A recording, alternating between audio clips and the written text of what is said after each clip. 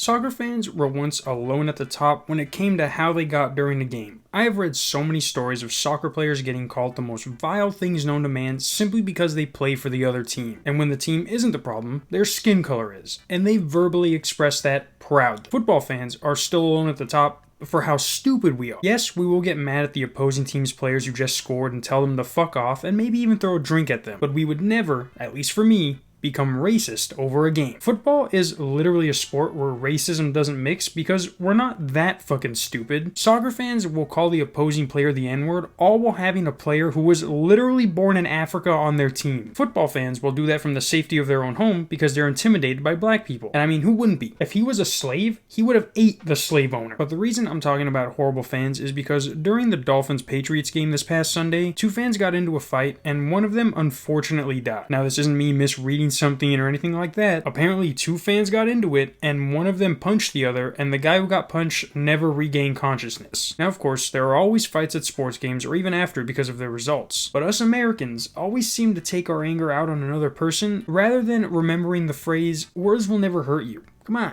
It's something kids say. But like I said, a Patriots fan was punched by a Dolphins fan and passed away or was pronounced dead later at the hospital. And what's even more fucked up is that the guy who passed away saved a girl from drowning back in 2009. I guess I can show you some screenshots. The video is everywhere. It's not even really good quality. But this is Dale apparently as he was getting punched. And I've been trying to look up who threw the punch so I can rip that fucker a new asshole, but they even say it's not surprising nobody's been charged yet because there are too many questions up in the air. It's still very early in the investigation into Mooney's death, but he says it's very possible that the person who was involved in the altercation with Mooney could face legal trouble. What the fuck do you mean could face legal trouble? If I went outside and punched someone and they died, I would have been arrested and charged on the spot. And there wouldn't have to be any witnesses. There were hundreds of people who saw this and the police were like, let's all find out what happened first and before we start pointing fingers. John, if you go to a sporting event and you get into a fight, whoever the aggressor is, whoever started the fight, either gets a lifetime ban or they go in front of the jugs machine at full speed and let 10 rip right into their chest. And if it doesn't cave in killing you, you're allowed back in. It's either that or you let this happen to you 5 times.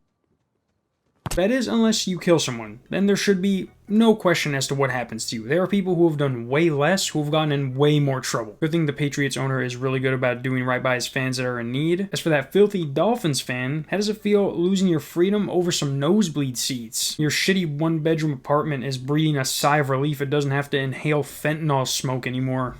Look it up. Every Dolphins fan smokes fentanyl. But yeah, guys, if you see drunk people at a sports game and you have on the opposing team's jersey and your team is winning, which actually doesn't make any sense because the Patriots were losing, but if you see a drunk person at a game, you call them out and say that you're better at them than everything and that their mom is a bitch. Or maybe just leave them alone. I'm not saying Dale did any of this, but he obviously went up to the wrong person at the wrong time. A person who should be in jail by now. Hopefully the right thing gets done so that something like this never happens again. See you guys tomorrow. Peace.